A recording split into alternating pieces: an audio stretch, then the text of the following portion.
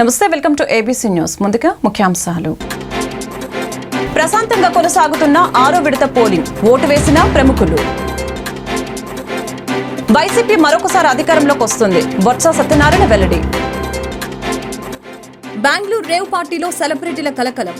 ఈ నేపథ్యంలో రేవ్ పార్టీపై క్లారిటీ ఇచ్చిన హీరో శ్రీకాంత్.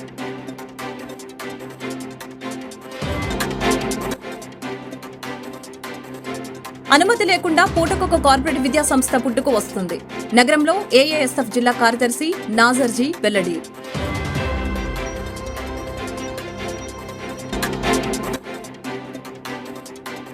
మ్యాసివ్ హార్ట్అటాక్ కు గురైన యువ ఇన్ఫోసిస్ ఇంజనీర్ను కాపాడిన ఆస్టర్ రమేష్ హాస్పిటల్స్ వైద్య బృందం.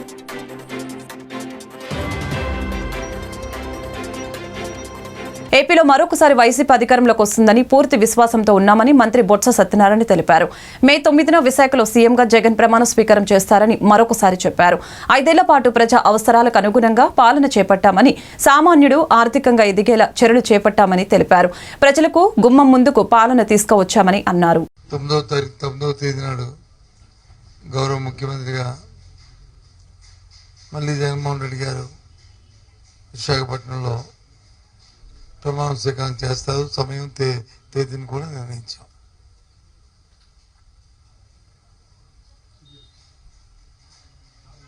మీరు అడగచ్చు, ఏంటి సార్ అంతా నమ్మకమని. ఎస్, 5 సంవత్సరాలు ఏదైతే ప్రజలతో మమేకమై ప్రజా అవసరాలు ఏమున్నాయో వాటికి అనుగుణంగా వారి జీవన ప్రమాణాలు పెరిగే విధంగా చేసిన ప్రతి కార్యక్రమం, తీసుకున్న ప్రతి నిర్ణయం వారి తాలూకా ఆర్థిక పరిస్థితి మెరుగుపడమే కాకుండా సమాజంలో, సంఘంలో ఒక గౌరవాన్ని కూడా ప్రతి సామాన్య పౌరుడికి వచ్చింది. ముఖ్యంగా మహిళలకి పెద్ద ఎత్తున అభిమానాన్ని గత ప్రభుత్వంలో చంపుకునే పరిస్థితులు ఉండేవి. ఇప్పుడు వాళ్ళకి ఆ పరిస్థితులు లేకుండా ఆత్మాభిమానం పెంపొందించుకుంటూ వారి పిల్లల్ని చక్కగా చదివించుకునే పరిస్థితులతో పాటు వారి విధానంలో కూడా మార్పులు వచ్చాయి. ఇది మాటల్లో కాదు, ఏ సూచన తీసుకున్నా అన్ని సూచికలు కూడా ఇంతకుముందు దేశంలో 17-18 స్థానాలు ఉన్న జీడిపి కానీ, పర్ క్యాపిటల్ ఇన్కమ్ కానీ, ఏదో పావర్టీలో ఉన్న రిలేషన్ కానీ అన్నీ కూడా ఇప్పుడు 3, 4, 5 స్థానాల్లోకి రాష్ట్రం రావడం అనేది గొప్ప పరిణామం. పిన్నెల్లి రామకృష్ణారెడ్డికి ఆంధ్రప్రదేశ్ హైకోర్టులో రిలీఫ్ లభించింది. పాల్వాయి గేటు పోలింగ్ కేంద్రంలో ఈవీఎం, వీవీప్యాట్లను ధ్వంసం చేసిన కేసులో పిన్నెల్లి రామకృష్ణారెడ్డిని ఈ ఏడాది జూన్ 6 వరకు అరెస్టు చేయవద్దని కోర్టు ఆదేశించింది. మే 13న పోలింగ్ సందర్భంగా మాచర్ల అసెంబ్లీ నియోజకవర్గంలో పాల్వాయి గేట్ పోలింగ్ కేంద్రంలో ఈవీఎం, వీవీప్యాట్లను పిన్నెల్లి రామకృష్ణారెడ్డి ధ్వంసం చేశారు. ఈ విషయంపై మే 20న రెంటచింతల పోలీస్ స్టేషన్లో పోలీసులు కేసు నమోదు చేశారు. ఐపీసీ, పీడీపీపీ, ఆర్పీ చట్టాల్లో 10 సెక్షన్ల కింద పోలీసులు కేసు నమోదు చేశారు. మే 13న పాల్వాయి గేటు పోలింగ్ కేంద్రంలో ఈవీఎం, వీవీప్యాట్ల ధ్వంసం జరిగితే మే 15న వీఆర్ఓ జానయ్య గుర్తు తెలియని వ్యక్తులు ఈవీఎంలు, వీవీప్యాట్లు ధ్వంసం చేశారని పోలీసులకు ఫిర్యాదు చేశారు. పాల్వాయి గేటు పోలింగ్ కేంద్రంలో ఈవీఎం, వీవీప్యాట్లను ఎమ్మెల్యే పిన్నెల్లి రామకృష్ణారెడ్డి ధ్వంసం చేశారని సోషల్ మీడియాలో వీడియో వైరల్ గా మారింది. ఈ కేసులో A1గా పిన్నెల్లి రామకృష్ణారెడ్డిపై పోలీసులు కేసు నమోదు చేశారు. బెంగళూరు రేవ్ పార్టీలో సెలబ్రిటీల కలకలం రేపింది. ఈ నేపథ్యంలో రేవ్ పార్టీపై హీరో శ్రీకాంత్ మీడియాతో మాట్లాడి క్లారిటీ ఇచ్చారు. నాకు డ్రగ్స్ పార్టీకి ఎటువంటి సంబంధం లేదని, నేను ఆల్రెడీ వీడియో రిలీజ్ చేశాను, అయినా కూడా నాపైన దుష్ప్రచారం చేస్తున్నారు. నా పేరు మీడియాలో వచ్చిన ముందు రోజే నేను ఒక ఆడియో ఫంక్షన్కి వెళ్ళాను. నాకు సంబంధం లేకుండా నన్ను ఇన్వాల్వ్ చేస్తే నేను చూస్తూ ఊరుకోను. మీడియా హౌసెస్కి నోటీసులు ఇస్తాను. నా పేరు బెంగళూరు పోలీసులు చెప్పినా వాళ్ళకి కూడా నేను నోటీసులు ఇస్తానని మండిపడ్డారు. శ్రీకాంత్ అంటేనే ఫ్యామిలీ మ్యాన్. నాపైన ఈ ఆరోపణలు కరెక్ట్ కాదు. ఏదైనా కోర్టులో చూసుకుంటాను, లీగల్గా వెళ్తానని చెప్పారు. నిజంగా నేను పార్టీలో ఉంటే నాపైన ఎలాంటి యాక్షన్ తీసుకున్నా నేను సిద్ధమని ధీమా వ్యక్తం చేశారు. నేను కూడా ఉన్నానని నేను అలాగే ఉన్నానని వచ్చింది కదా. నిన్న ఆల్రెడీ నేను ఎక్స్ప్లెయిన్ చేసుకున్నాను, అన్ని పేపర్లో రావడం జరిగింది. కానీ మీరు కూడా ఇటువంటి ఇన్సిడెంట్లు రాయడం ఎందుకంటే మంచిది, ఎందుకంటే పబ్లిక్ అవేర్నెస్ నుంచి సొసైటీ బాగుపోవడం నుంచి మీరు ఇటువంటివన్నీ హైలైట్ చేసి వస్తే ఇప్పుడున్న యూత్ డెఫినెట్గా దాన్ని చూసి నేర్చుకుంటారు. సో ఒకటే ఏంటంటే నేను మీ ద్వారా నేను అనేది ఏంటంటే ఫేక్ న్యూస్ని మాత్రం ఒక పర్సన్ మీద రాయొద్దు అనేది నేను రిక్వెస్ట్ చేస్తున్నాను. తెలుసుకొని నిజంగా ఉందంటే నిజం రాయండి, లేదంటే లేదంటే కనుక దాన్ని ఎలా వెళ్ళాలి, ఒకవేళ నిజంగా ఇంకా చేసినా ఇంకా రాస్తున్నారు అనుకోండి, అది ఛాలెంజ్తో కోర్టుకు కానీ లేకపోతే నేను కేసు ఫైల్ చేయడం జరుగుతుంది.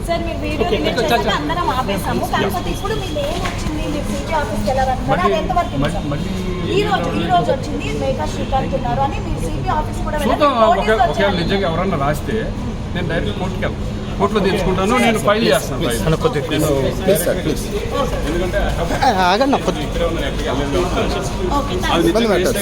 ఏంటని తెలుసు ఎందుకు నోటీస్ వస్తుంది నాకు.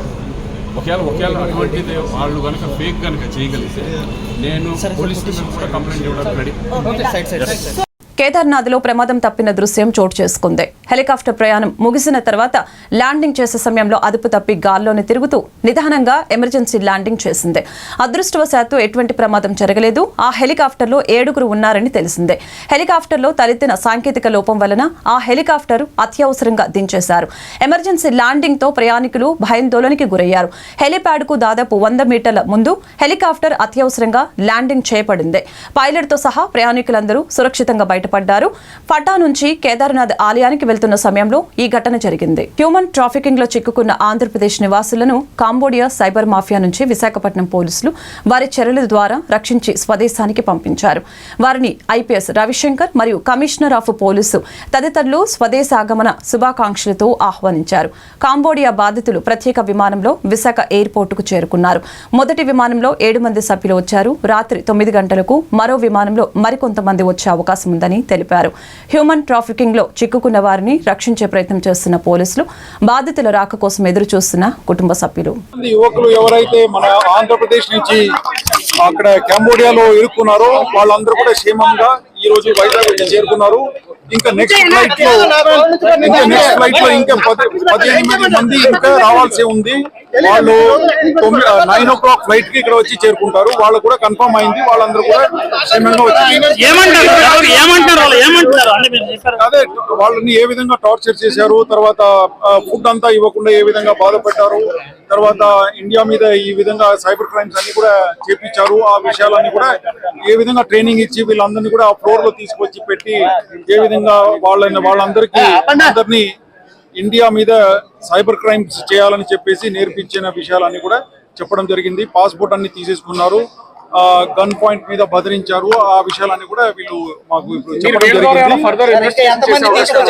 వీళ్ళందరితో మాట్లాడుకుని ఇంకా గార మండలం ఆడవరం ప్రాథమిక పాఠశాలలో ప్రధాన ఉపాధ్యాయులు, లయన్స్ క్లబ్ సభ్యులు బోగిల ఉమామేశ్వరరావు ఆధ్వర్యంలో వేసవి వినోదం పేరిట వేసవి సెలవులు ఇచ్చినప్పటి నుంచి విద్యార్థులకు ప్రతిరోజు ఉదయం గంటసేపు ఒక్కొక్క అంశంపైన కథలు చదివించడం, రాయించడం, పద్యాలు నేర్పించడం, ముందు తరగతుల పాఠ్యాంశాలను చదివించడం, డాన్స్ నేర్పించడం, జానపద గేయాలు, దేశభక్తి గేయాలు విద్యార్థులచే నేర్పిస్తూ ఉన్నారు. ఈ సందర్భంగా శుక్రవారం ఉదయం విద్యార్థులతో ఆరోగ్యంపై శ్రద్ధ అనే కార్యక్రమం నిర్వహించారు. అనంతపురం నగరంలో సైఫుల్లా ఫ్లైఓవర్ బ్రిడ్జి వెనుక భాగాన ఒక రూమ్ ని అద్దెకు తీసుకుని దాంట్లో నారాయణ విద్యా సంస్థలకు సంబంధించిన పుస్తకాలను నిల్వ ఉంచి కొంతమంది పేరెంట్స్ తో విద్యా సంస్థలలో డబ్బులు కట్టించుకొని పుస్తకాలు తీసుకొని తల్లిదండ్రులకు అందజేస్తున్నారు. విద్యను దోపిడీలాగా, దొంగతనంలాగా తయారు చేస్తున్న నారాయణ విద్యా సంస్థలపై చర్యలు తీసుకోవాలని డిమాండ్ చేశారు.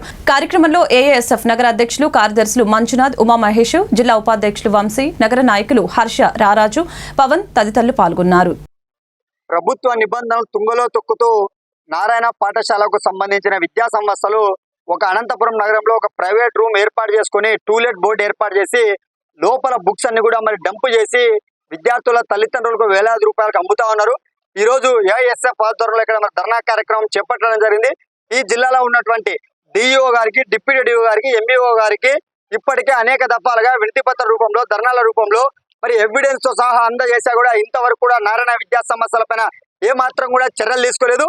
ఇవాళ నారాయణ విద్యా సంస్థలు ప్రభుత్వ నిబంధనలు తుంగలో తొక్కుతూ ఇవాళ విద్యా సంస్థల పేరుతో ముద్రించినటువంటి పుస్తకాలు అమ్మకూడదని చెప్పేసి ఒక నిబంధన ఉన్నప్పటికీ ఇవాళ 5వ తరగతికి, 6వ తరగతికి, 7వ తరగతికి 8,000 రూపాయల నుంచి 15,000 రూపాయల వరకు ఒలింపియాడ్, ఈటెక్నో, సిబిఎస్ఈ అంటూ వివిధ రకాలైనటువంటి కోర్సులు ఏర్పాటు చేసుకొని వేలాది రూపాయలకు పుస్తకాలు అమ్ముతా ఉన్నారు. జిల్లాలో ఉన్నటువంటి విద్యాశాఖ అధికారులు తెలియజేసా కూడా ఏమాత్రం కూడా ఇంతవరకు కూడా చర్యలు తీసుకోలేదు.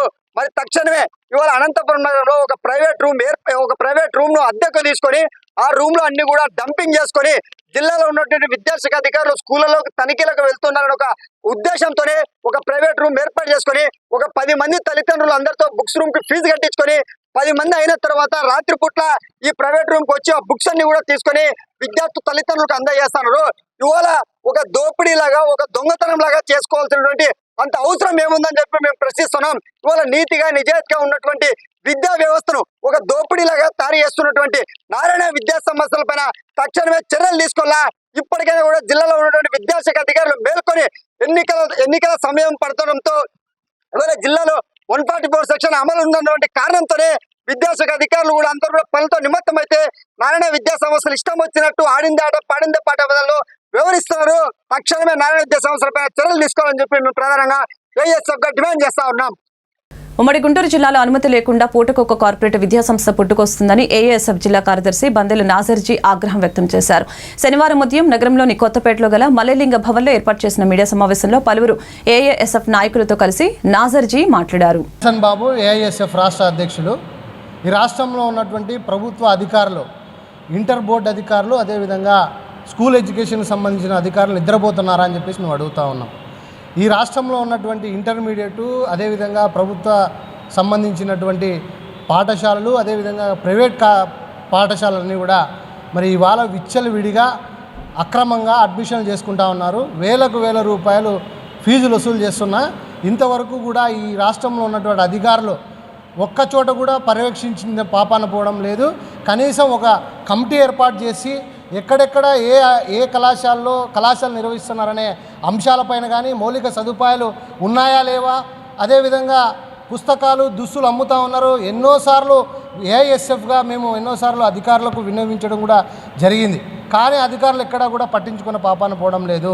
అందుకని మేము అడుగుతూ ఉన్నాం, రాష్ట్ర వ్యాప్తంగా ఉన్నటువంటి చైతన్య నారాయణ విద్యా సంస్థల్లో అక్రమంగా పాఠశాలలు, అదేవిధంగా కళాశాలలు ప్రభుత్వ నిబంధనలు వ్యతిరేకంగా ఇవాళ అకాడమిక్ అయిపోయిన వెంటనే స్పెషల్ క్లాసుల పేరుతో దాదాపుగా ఉదయం 7 నుండి దాదాపుగా 7 వరకు, సాయంత్రం 7 వరకు కూడా నడిపే కళాశాలలు ఉన్నాయి.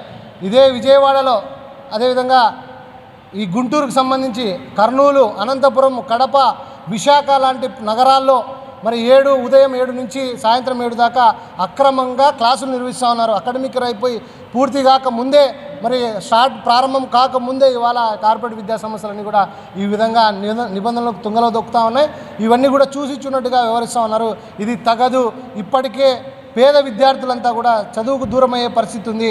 ఈ నారాయణ చైతన్య విద్యా సంస్థలు రావడం ద్వారా ఓ పక్క ప్రభుత్వ పాఠశాలన్నీ కూడా నిర్వీర్యమయ్యే పరిస్థితి ఉన్నాయి. కాబట్టి ప్రభుత్వ విద్యా సంస్థలు కాపాడాలంటే ఈ నారాయణ చైతన్య విద్యా సంస్థలకు అడ్డుకట్ట వేయాలని చెప్పేసి ఈ సందర్భంగా మేము డిమాండ్ చేస్తూ ఉన్నాం. ఇవాళ ఇంటర్మీడియట్ బోర్డుకు సంబంధించినటువంటి కోర్సులు కాకోకుండా మరి బైపీసీ, ఎంపీసీల కోర్సులకు విపరీతంగా మరి ఐఐటి అని చెప్పేసి, నీట్ అని చెప్పేసి రకరకాల పేర్లతో లక్షల రూపాయలు వసూలు చేస్తూ ఉన్నారు. ఈ వసూళ్లను కూడా అరికట్టాలి. అక్రమంగా ఏదైతే పుస్తకాలు, దుస్తులు అమ్ముతా ఉన్నారో వాటిని కూడా సీజ్ చేయాలి. కళాశాలలు ఏవైతే నిబంధనలు పాటించకుండా ఉన్నాయో అవన్నీ కూడా. బందెల్ నాసర్జీ, ఏఐఎస్ఎఫ్ జిల్లా ప్రధాన కార్యదర్శి. గుంటూరు జిల్లాలో పూటకో ప్రైవేట్ కళాశాల పుట్టుకొస్తూ ఉంది. ఈ గుంటూరు నగరంలో దాదాపు 7 నుంచి 10 క్యాంపస్ల వరకు అకాడమీల పేరుతో జూనియర్ కళాశాల నిర్వహిస్తూ తల్లిదండ్రులు మాయమాటలు చెప్తూ లక్షల రూపాయలు దండుకుంటూ ఉన్నారు. దాదాపు 4 సార్లు ఇదే గుంటూరు జిల్లా విద్యాశాఖ అధికారి ఆర్ఐఓ జుబేర్ గారికి 4 సార్లు వినతి పత్రాలు ఇచ్చి, అయ్యా ఆక్స్ఫోర్డ్ కళాశాల వాళ్ళు, ఆకాష్ బైజూస్ వారు కనీసం ఒక్కటంటే ఒక బోర్డు పర్మిషన్ లేకుండా దాదాపు 5-6 క్యాంపస్లు నిర్వహించి ఈరోజు 13 అడ్మిషన్లు నిర్వహించారని చెప్పినా కూడా ఆర్ఐఓ గారికి కళ్ళు చెవులు పనిచేయట్లేదని చెప్పని ఏఐఎస్ఎఫ్గా మేము ఆరోపిస్తూ ఉన్నాం. అదేవిధంగా ఈ గుంటూరు నగరంలో ఓ పక్కన ఆక్స్ఫోర్డ్ ఈరోజు 500 అడ్మిషన్లు చేసి కేకులు కూడా సంబరాలు చేసుకుంటూ ఉన్నారు. 1000 అడ్మిషన్లు చేసి కళాశాల బయటే బాంబులు పెట్టి పేలుస్తూ ఉన్నారు. ఆ వీడియోలు తీసుకెళ్ళి, ఆ ఫోటోలు తీసుకెళ్ళి ఆర్ఐఓ జుబేర్ గారు చూపించినా కూడా మేము చూస్తాం. మేము చూస్తామని చెప్పి అంటున్నారు తప్ప కనీసం ఆ కళాశాల బయట కన్నెత్తి కూడా చూడలేదు. మేము అడుగుతూ ఉన్నాం, ఆక్స్ఫర్డ్ విద్యాసంస్థల వారికి ఆర్ఏఓ గారికి ఏమన్నా డబ్బులు ఇవ్వడం జరుగుతుందని చెప్పని, లంచం తీసుకుంటున్నారేమో అని చెప్పని ఇలా మేము సూటిగా ప్రశ్నిస్తూ ఉన్నాం. ఏఎస్ఎఫ్గా మీరు తక్షణమే ఆక్స్ఫర్డ్ కళాశాల పైన చర్యలు తీసుకోకపోతే మాత్రం ఆర్ఏఓ ఆఫీస్ ముట్టేసి హెచ్చరిస్తూ ఉన్నాం. అదేవిధంగా ఆకాష్ బైజూస్ వారు కూడా 2 సంవత్సరాల నుంచి ఎటువంటి పర్మిషన్ లేకుండా కళాశాల నిర్వహిస్తూ ఉన్నారు. ఓ పక్క ఇంటర్ బోర్డ్ కమిషనర్ గారు చెప్తా ఉన్నారు, ముందస్తు అడ్మిషన్లు నిర్వహిస్తే కఠినమైన చర్యలు తీసుకుంటామని చెప్పని. కానీ పూర్తి స్థాయిలో గుంటూరు నగరంలో చైతన్య, నారాయణ, భాష్యం అన్ని ఎస్ఆర్ కళాశాలల్లో ఆంధ్రప్రదేశ్లో తొలిసారిగా విఏ ఎక్మో చికిత్స ద్వారా మాసివ్ హార్ట్ అటాక్ గురైన యువ ఇన్ఫోసిస్ ఇంజనీర్ను కాపాడినట్లు ఆస్టర్ రమేష్ హాస్పిటల్ కార్డియాలజీ వైద్యురాలు హరిత తెలిపారు. శనివారం ఉదయం నగరంలోని రమేష్ హాస్పిటల్ ఏర్పాటు చేసిన మీడియా సమావేశంలో పలువురు వైద్యులతో కలిసి ఆమె మాట్లాడారు. అలాంటప్పుడు ఏం చేస్తామంటే బయట నుంచి సపోర్ట్ ఇస్తాం. సో హార్ట్ పని ఏదైతే ఉందో అది టెంపరీగా చేసి ఇది నార్మల్ అయ్యాక దాన్ని తీసేసి హార్ట్ని మనం నార్మల్గా ఫంక్షన్ చేసేట్టు చేస్తాం. ఇంకొక చిన్న విషయం చెప్పదలుచుకున్నానండి. ఎప్పటి నుంచో మనం దీని గురించి మాట్లాడుకుంటున్నాము. పేషెంట్ ట్రీట్మెంట్ కాదు, వెల్నెస్ వైపుకి మనందరం జరగాలి అనేది మోస్ట్ ఇంపార్టెంట్. ఒకవేళ ఇదే పేషెంట్ మా దగ్గరికి ముందే కానీ సిటీ యాంజియోగ్రామ్కి వచ్చుంటే కనుక మనం గ్యారంటీగా అతనికి బ్లాక్ ఉంది అనేది ఐడెంటిఫై చేయగలిగే వాళ్ళం. అప్పట్లో సిగ్నిఫికెంట్ బ్లాక్ లేకపోతే చక్కగా ట్రీట్మెంట్ మెడికేషన్తో అయితే సరిపోయి ఉండేది. ఒకవేళ బ్లాక్ ఉంది ఇమీడియట్గా అనే అవసరం అని అనుకున్నా కానీ మనం ఎలక్టివ్గా సర్జరీయో లేకపోతే స్టంట్లో వేసుకోవటానికి ఉపయోగపడేది. ఇప్పుడు ఏమైంది, లాస్ట్ మినిట్ ఏం జరుగుతుందో. వన్ బెస్ట్ పార్ట్ ఏంటంటే అండి, రోగులకి నమ్మకం ఉండాలి హాస్పిటల్ డాక్టర్ల మీద. ఇప్పుడు వాళ్ళకి మేము ఎక్మో పెడతామని ఎప్పుడైతే చెప్పామో ఆ హాస్పిటల్ వాళ్ళ కోసం చేసుకుంటున్నారు. అలా కాకుండా వాళ్ళు మమ్మల్ని నమ్మి మా చేతిలో పేషెంట్ని కంప్లీట్గా పెట్టి మీరే చేయండి ఏమన్నా అని అన్నారు కాబట్టి మేము ఆ ఎక్మో ఇనిషియేట్ చేయగలిగేవాళ్ళం. అదే వాళ్ళు కానీ టైం తీసుకొని ఉంటే పేషెంట్ని వాళ్ళు మనం ఇలా చూడగలిగేవాళ్ళం కదా. పేషెంట్కి డాక్టర్కి మధ్య నమ్మకం ఒకటి అంత ఇంపార్టెంట్. అండ్ వెల్నెస్ అనేది చాలా ఇంపార్టెంట్ అండి. ఇది మాత్రం మీరు ఎక్కడికి వెళ్ళినా కానీ దాని గురించి ప్లీజ్ మాట్లాడండి. ఎందుకంటే మేము హాస్పిటల్లో డాక్టర్స్గా మాట్లాడితే ఏదో హాస్పిటల్ ఇన్కమ్ కోసం అనుకుంటున్నారు. కాదు, ఇందాక అడిగినట్టు 35 ఏళ్ళకే హార్ట్ అటాక్ ఏంటి అంటే మాకే విచిత్రంగా ఉంటుంది. 35-40 ఏళ్ల లోపల ఎంతోమంది వస్తున్నారు మన హాస్పిటల్కి ఇట్లాగా మైనర్ బ్లాక్, మేజర్ బ్లాక్లో. కొంతమందికి యాంజియో చేసి ఏమి ట్రీట్మెంట్ చిన్న మెడికేషన్ అవసరం అయితే ఇస్తున్నాము. కొంతమందికి స్టంట్ వేయాల్సి వస్తుంది. కొంతమందికి అసలు ఓపెన్ హార్ట్ సర్జరీ కూడా చేయాల్సి వస్తుంది 40-45 ఇయర్స్కి. సో అన్నీ మారాయి. ఇదివరకు నుంచి ఉండే జెనెటిక్స్తో పాటు మన ఫుడ్, లైఫ్ స్టైలు, టెన్షన్లు అన్నీ ఒత్తిడి పెరిగింది. సో దాంతోపాటు మనకు వచ్చే జబ్బులు కూడా పెరిగాయి. సో ఎర్లీగా హార్ట్ అటాక్స్ అనే దానికి కారణం అవి కూడా అన్నమాట. సో వెల్నెస్ ఎప్పుడైతే ఇలాంటివి పెరిగాయో మనం దాని మీద దృష్టి బాగా మరల్చాల్సిన అవసరం ఉంది. వెల్నెస్ అనే దాని మీద టెస్టులు చేయించుకోవటం 5 ఇయర్స్కి ఒకసారి చేయించుకున్నా ఏమీ ఇబ్బందులు లేకపోతే, అంటే బీపీ, షుగర్. వైసీపీ నేతలు మేకపోతు గాంభీర్యం ప్రదర్శిస్తూ ప్రజల్ని భయభ్రాంతులకు గురి చేస్తున్నారని తెనాలి శ్రావణ్ కుమార్ మండిపడ్డారు. వైజాగ్ నుంచి వైసీపీ అధినేత ప్రమాణ స్వీకారం చేయడం అనేది వైసీపీ పిచ్చికి పరాకాష్టాన్ని తెలిపారు.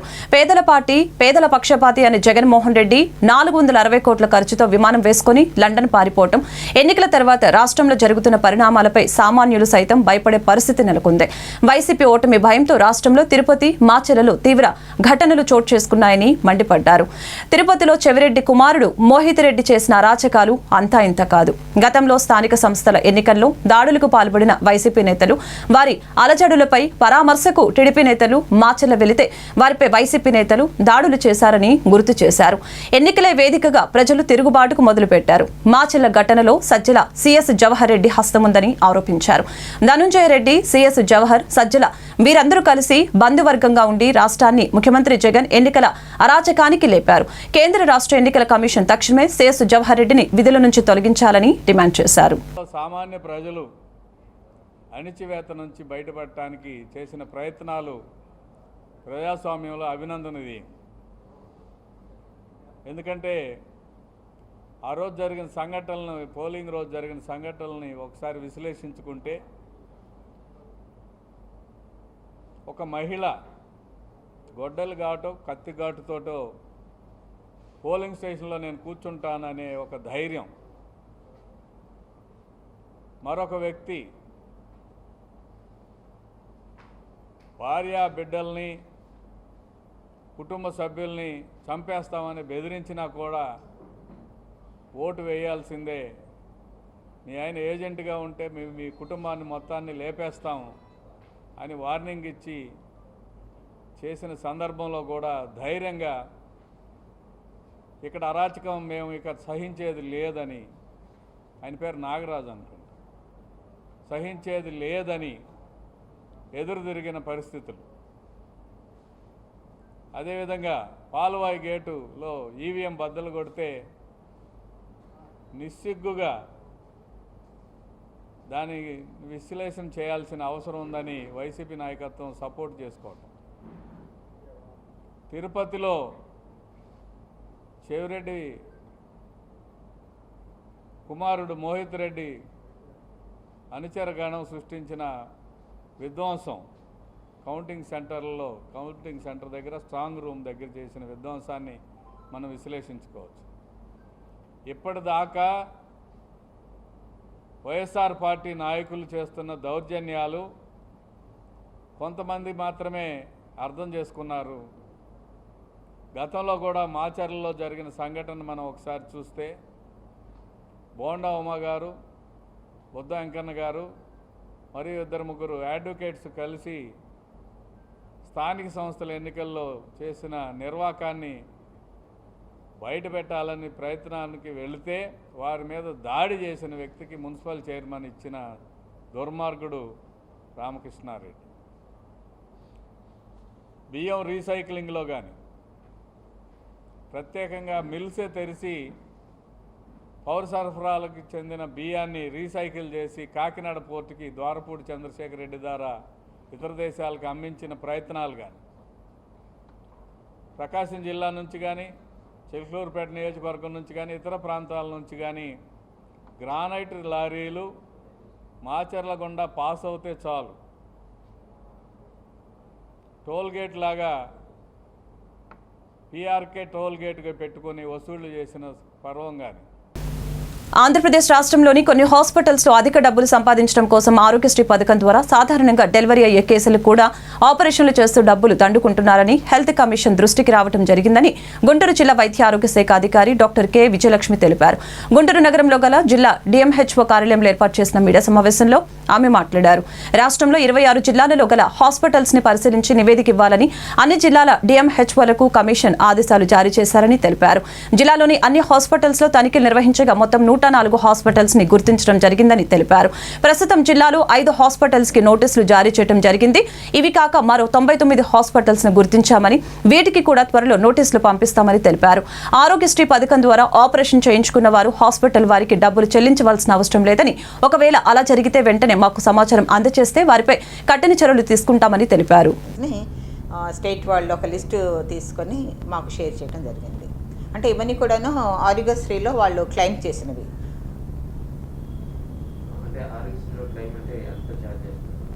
ఆరోగ్యశ్రీలో అయితే మనకి సీజర్కి 14,000 అండి, నార్మల్ డెలివరీకి అయితే 8,000. సో మేము ఇంటరాక్ట్ అయినప్పుడు ఈ హాస్పిటల్ వాళ్ళతో వాళ్ళు చెప్పేది ఏంటంటే మా సర్వీసెస్ బాగుంటాయి అని చెప్పి అందరూ మాకు అందులో టెర్షియరీ లెవెల్ కాబట్టి, అంటే కాటరీ కానీ వీళ్ళు చెప్పటం, మాకు టెర్షియరీ కేర్ సెంటర్ కాబట్టి మాకు రెఫరల్స్ ఎక్కువగా వస్తాయి, అందుకని సీజర్స్ రేట్ ఎక్కువగా ఉందని చెప్తున్నారు.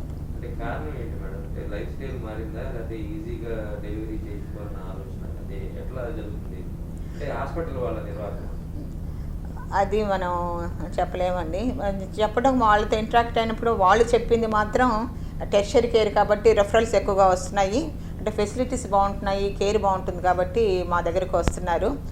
ఇంకోటి ఏంటంటే పేషెంట్లు కూడా, పేషెంట్ వాళ్ళ పేరెంట్స్ వాళ్ళు మా అమ్మాయి తట్టుకోలేదు సీజర్ చేయమని వాళ్ళే రిక్వెస్ట్ చేస్తున్నారు. అలాగా కొన్ని ఆ విధంగా సీజర్ రేట్ ఎక్కువగా ఉందని చెప్తున్నారు.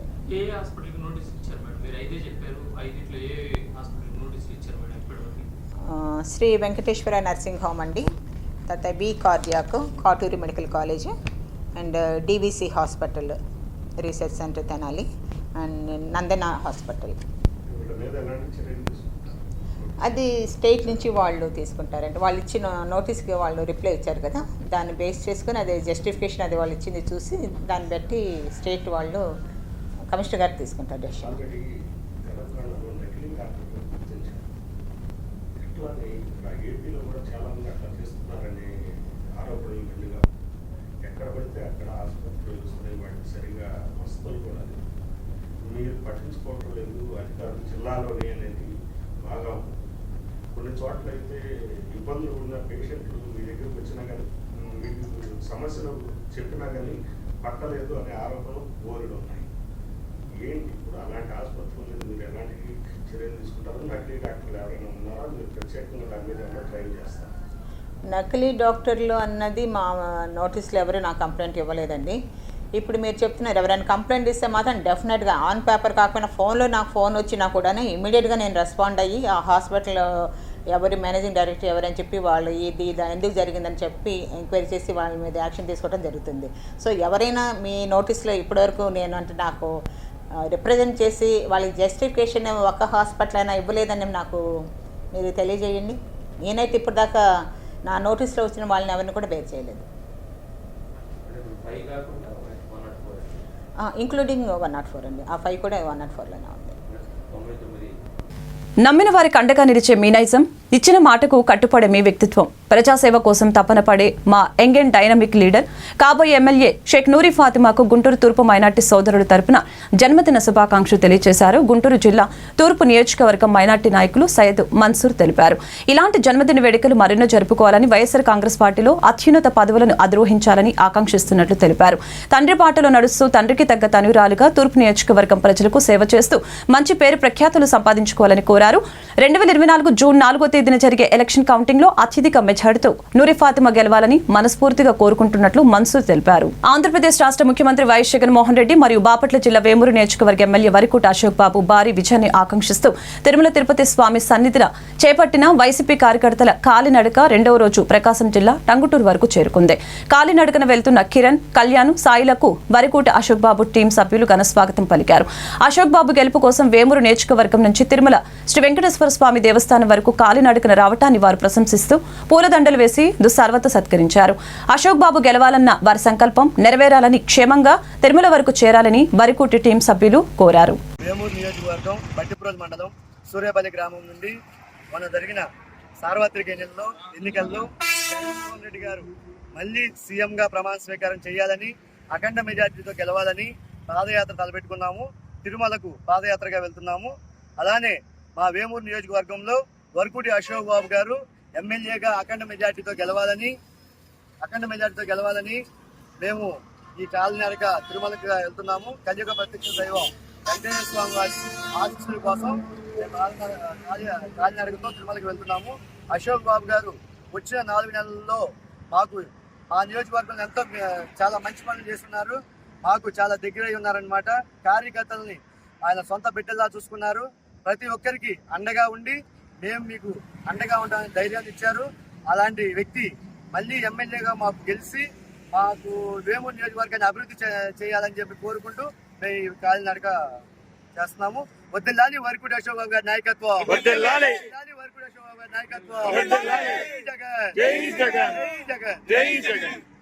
వార్తలు ముగించే ముందు ముఖ్యాంశాలు మరొకసారి. ప్రశాంతంగా కొనసాగుతున్న 6వ విడత పోలింగ్, ఓటు వేసిన ప్రముఖులు. వైసీపీ మరొకసారి అధికారంలోకి వస్తుంది, బొత్స సత్యనారాయణ వెల్లడి. బెంగళూరు రేవ్ పార్టీలో సెలబ్రిటీల కలకలం. ఈ నేపథ్యంలో రేవ్ పార్టీపై క్లారిటీ ఇచ్చిన హీరో శ్రీకాంత్.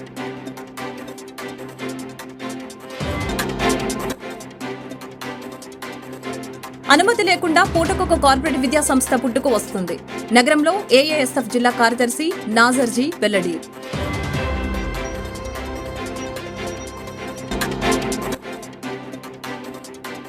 మ్యాసివ్ హార్ట్అటాక్ కు గురైన యువ ఇన్ఫోసిస్ ఇంజనీర్ను కాపాడిన ఆస్టర్ రమేష్ హాస్పిటల్స్ వైద్య బృందం.